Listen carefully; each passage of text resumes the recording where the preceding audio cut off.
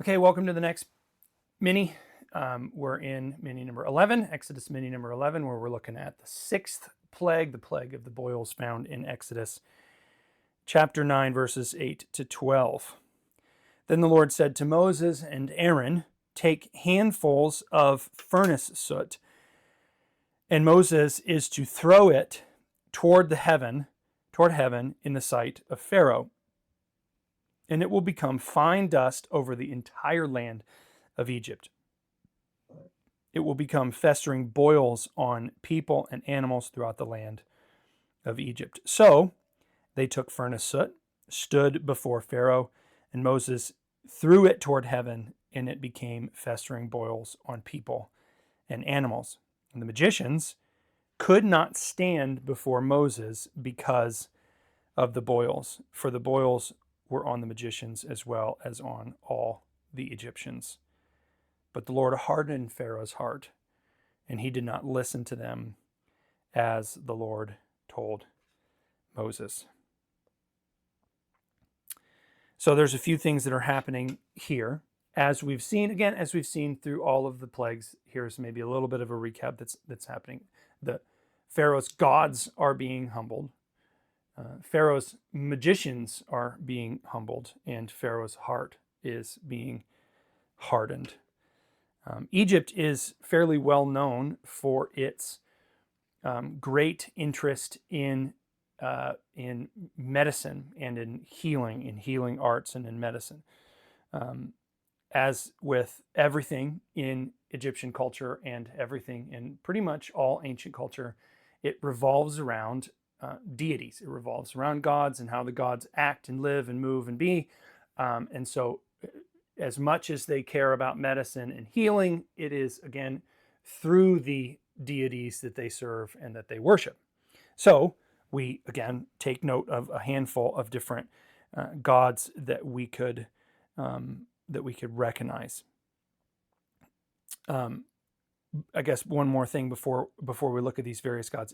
It's we can make a pretty easy assumption as we look at this, like all of the plagues that we've seen up until this point, the first 5 plagues that we've seen up until this point, almost certainly have some kind of health, medical side effects, consequences, but they're not the main point, right, that we've seen so far. So again, this is now a new thing that is being addressed. We've seen some similarities through the first 4 plagues, and then the last plague kind of moves a little bit in its intensity. Here we have maybe a shift from creation, from commerce, and things like that in the first two plagues, and then the third and fourth plagues. But here we have now a new address is happening. Something new is being addressed within this. This plague goes right at the ideology of Egyptian skill and medicine, right? Egyptians were also very particularly aware of the contagiousness of disease and the realities of infectious disease, and more than many ancient cultures addressed some of these things as a people. So a handful that we could talk about. One is Ra, or Amun-Ra, which we'll talk about in a few weeks when we get to the 9th plague. Amun-Ra is a creator god. Amun-Ra is the sun god. Amun-Ra is the chief god, the head god, the most important god in Egyptian mythology. He is described in this way: he who dissolves evils and dispels ailments, a physician who heals, right? So not only is he a god of creation, is power and all these different things, but he's also understood to be a god who kind of has some healing powers. I don't necessarily think that that's what this is directly an attack to, mostly because he's very obviously directly attacked in the 9th plague. But there is some connection here, right? So it's not just one or 1 or 2 gods that are addressing medicine, but it's many gods. Thoth is another, who is a god of the healing arts. Imhotep is a god of medicine. Sekhmet, really famously, and probably as much as Isis, who I'll talk about in just a second, as much as Isis, Sekhmet is probably the next most likely case for who is being addressed in this sixth plague. The priests of Sekhmet formed one of the earliest and the oldest fraternity of medicine in the ancient world, right? So it's something that existed for a very, very long time, and very, very early on in Egyptian kingdom, in the Egyptian kingdom, right? So this is a god whose the worship of this god is the healing action. So to worship the god means to bring healing to other people. The one that I maybe particularly think is being addressed here, again, this is just speculation, but the one that I'm particularly drawn to as maybe is being addressed here is this Isis. Isis is the queen of the gods. Sometimes she's married to Ra, sometimes she's not. It again depends on what you're reading. She's called a mother god, meaning she's not just a mother to many gods, though she is the mother to many of the gods in Egyptian mythology. But she mothers the gods. She mothers not just the gods, but then humanity. Very much like Hera in Greek mythology. Hera is sort of the mother god married to Zeus and different things. And both of them are incredibly tender and kind, unless you get on their bad side. And if you get on the bad side, then look out. You're kind of going to be at the mercy of her unmitigated violent wrath, right? So there's many stories of Isis murdering and killing various gods and different things, and sometimes she brings them back to life and all sorts of stuff. So basically, don't become an enemy of Isis, or else you're in trouble. Again, as a mothering god, Isis is also a god of medicine, and maybe not even medicine, but healing. And maybe that's a slightly different reality. She's not giving medicine, but she's just simply a healer in her own right. And this tracks, like we get this even still today. My children do not come to me when they're sick. They go to mom, right? Why? Because she's tender, she's more caring, and she just has a way of her like her kisses are medicine in their own right. And we get this. Like, this is something that we've seen in our lives, in humanity. This is something that has been recognized, that God has given some kind of, not magic, but just some kind of tenderness to mothers. It's and so unsurprising that this is something that is attached to a god of mothering, right, in Isis. And so we have this sort of claim here. I'm going to make this claim that yes, Sekhmet might be one of the gods being addressed, but almost certainly so is Isis. Even at the least, because these plagues are rapidly increasing in their intensity and in their really status, right? So like, who is being addressed throughout these different plagues seems to be getting greater and greater and greater as we go through it, right? Ending with Ra, ending with Pharaoh, you have these very important and very high status deities being addressed towards the end. And so I think that there's some kind of direct, everybody knows who Isis is in Egyptian mythology, right? And so that's kind of the point that I would maybe make as we get to this point. And again, it doesn't necessarily matter, but just that God is at work. Couple things that we notice. First, we notice that it is Moses that is taking the action, right? So Moses and Aaron are said, go do this thing, right? The Lord said to Moses and Aaron, take a handful, but it is Moses who is to throw it upon up into the air. As with many of the plagues, this is a small action that becomes greater, right? So Moses strikes the water of the Nile with his staff, and it starts to become blood and spreads. Moses holds out his arms and calls for the flies, and they come. And right, Moses is not necessarily going around and spraying the frogs out of his staff. He just simply takes an action and growth happens. Moses, obviously, when he throws the soot into the air, does not cover the whole land with his throw. It is something that is now by the power of who? The Lord, that this is multiplying and growing. Festering boils is what is used as the descriptive word in the passage, and it will become festering boils. This, like the gnats, right? Gnats is a very generic term for small insects, and like the skin disease that goes on Moses' hand when he puts his hand inside his cloak and back out. Right, we talked about how this is just a very ambiguous. These are very ambiguous terms, and the same thing is true here, right? And it's not the same. It's not the disease, the word, the disease of Moses' diseased hand. It's not the same word that's happening here. This is a seemingly more intense word.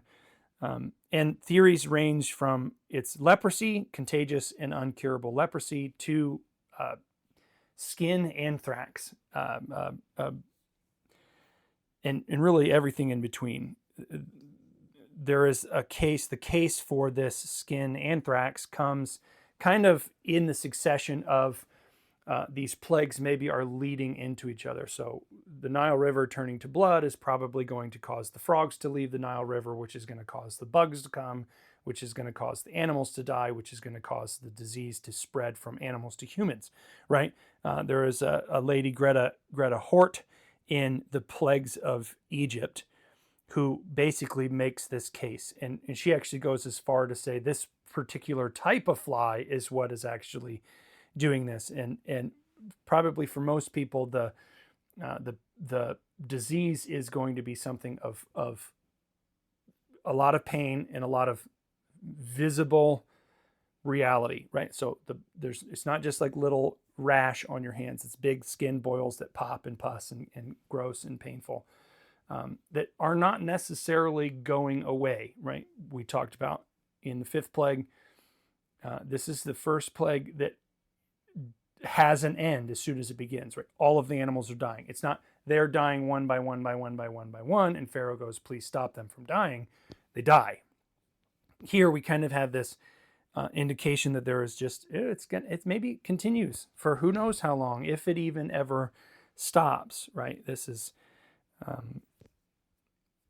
not a very pleasant plague, as none of them are, but not a very pleasant plague. We also notice that it's not just the people, but it is also on the animals, and it became festering boils on people and animals.